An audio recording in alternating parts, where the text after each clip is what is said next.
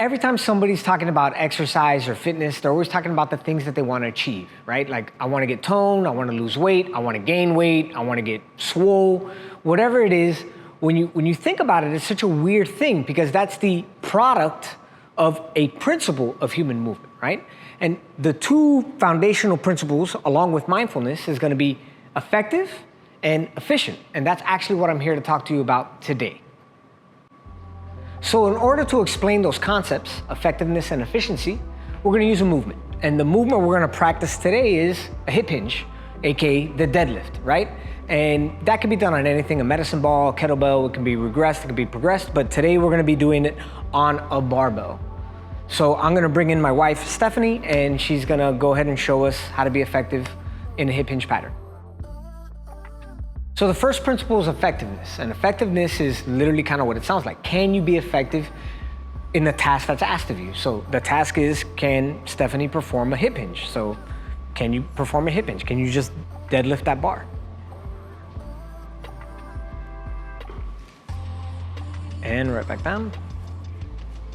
Cool. So she was effective, right? She was able to deadlift. I can go ahead and be effective. Let me sneak in there. I can be effective too, right? I can go ahead, set up, grab the bar, doesn't have to be perfect, lift it up, and then come right back down. Is it the perfect hip hinge? No. Is it an effective hip hinge? Yes. And that's gonna lead us to our second principle, efficiency. So how do we become more efficient with the lift is through mindful practice. So we wanna improve this hip hinge, we have to grab certain aspects of the technique and improve upon it. So the first thing we can do, a low-lying fruit for any hip hinge pattern, is going to be bracing, right? So she's gonna go ahead and brace her core with opposition breathing, right? So if I were to come in and sneak behind her and make a Stephanie sandwich, brace, bam, and then she'll breathe into it, and bam, a little too much in the chest, but we're good though. She did fill in all 360 degrees. So now let's go ahead and hip hinge. So we'll go, she's gonna hip hinge again. She'll set her brace at the top, brace is set, and then she'll go into her hinge, she'll grab it, and she'll pick it up. And it'll go right back down. So that's one small thing we can do to make this more effective. So then we'll practice that, bracing and being able to perform the lift. The second thing I'm gonna ask you to do, let's get right back into that bar. She's gonna reach down, she's gonna set her brace at the top, she's gonna get down to the bottom. The next thing I'm gonna instruct her to do is pack her lats, right? So pack that shoulder into and break the bar. And now from here, we'll go ahead and lift. And now let's pick it back down. And now the last thing I'm gonna have her do is get back to the bar, set your brace, all the things we talked about before. So set your brace, pack your lats, break the bar, and now we just wanna be mindful, right? So now I want her to be mindful. I want her to make sure this is engaged, make sure this is where it's tense, pull the slack out of the bar, and let's go lift. And then right back down. So she's becoming more efficient and more efficient with each lift. If I went in here and I went to go do it and my first lift wasn't perfect, that's fine. I'm gonna follow all of the same instructions I gave Stephanie. So I will brace, I will get down to the bar, I'll set my position, I'll pack my lats and break the bar, I'll pull any slack out of the bar, create tension, drive and come up, and then come right back down under control. And that's how I become better at performing the task. But the question then arises, what happens when we can't be effective in the position? What do? And in that case, you use another fundamental principle of human movement, which is the deconstruction of a movement. So now we can't be effective, right? We weren't able to be effective under a barbell, but we can still practice a hip hinge pattern. And there's a bunch of ways to get there, but I'm gonna instruct Stephanie to get into a kneeling position and I'll mirror with you. So we'll come down together. And we'll be like in tall kneeling, so our feet won't be too flexed. And we're in this kind of kneeling position. And if I wanted to hinge, let's go to tall kneeling. And then from tall kneeling, I want you to sink your hip back and hinge and be hovering, and then let your butt kind of fall and sink and see how deep you can get into that hinge pattern, right? And then the next thing I want you to do is take this load and use this load with you. So we'll go ahead and pick the load up and bring it to your hip.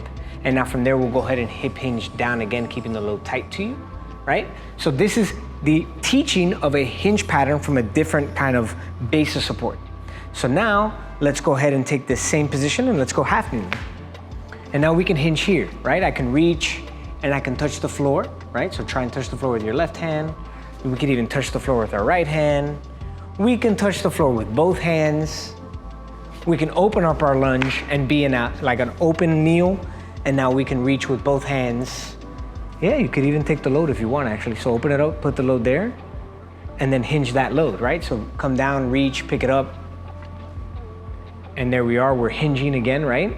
But we're being effective in a pattern that we know we can perform safely, right? So I couldn't perform the deadlift with the barbell effectively, right? Or safely. So here I'm teaching how to perform the pattern. So now let's get to a standing. And now let's get into a bilateral stance. We're gonna get right over the load, and I want you to like hinge into that position as well, right? And then pick it right back up. So there she is, she's hinging again, right? Let's go back down.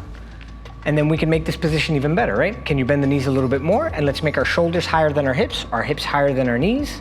And then let's go ahead and pick it up. And then right back down. And that's it, good.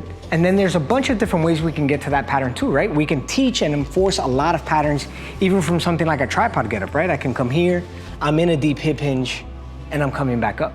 We can use the pole, we can use the wall, we can use different things that we've learned as professionals to teach somebody how to hip hinge, but you can also work on just baseline fundamental patterns and work that from the ground up to deconstruct the main movement, progress it from foundational patterns, and then build back up to that barbell deadlift if you want to at some point.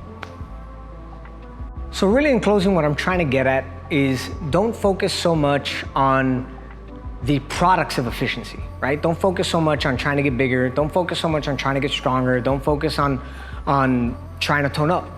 The biggest thing you should be focusing on is the formation of technique and getting better at performing the task that you want to do. Whether it's a hip hinge, whether it's a get-up pattern, whether it's a pull-up, just practice. Mindful practice, and make it fun and enjoyable, and enjoy the exploration, enjoy the journey, and you'll get all the results that you want to achieve anyway. Because again, all those things are just a product of becoming more efficient at the task that you want to complete.